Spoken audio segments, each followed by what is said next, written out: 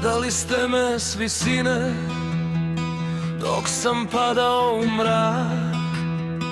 Mislili ste da je kraj, da mi bledi svaki trak. Gurnuli ste me niz liticu gde se ne vidi ni dno, tamo gde se budi zver i gde prestaje ono zlo. Moje kosti su od čelika, a srce od kamena. Nosim težinu sveta na svoja umorna ramena. Osetio sam im dan na vratu u toj gluvoj hladnoj noći.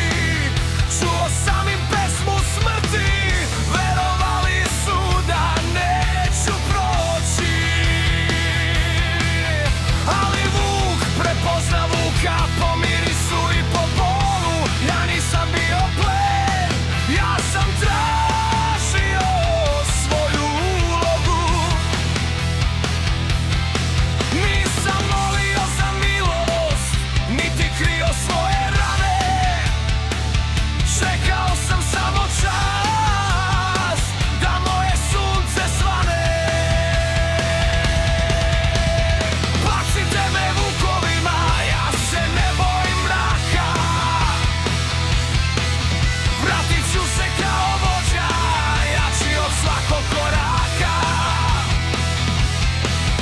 Svaki ožiljak na meni, sad je orden, sad je kruna.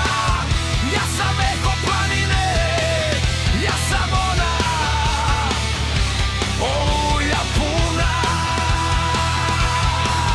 Gde ste videli kraj, ja sam video svoj put. Vraćam se kao vođa čopora, opasan i ljud.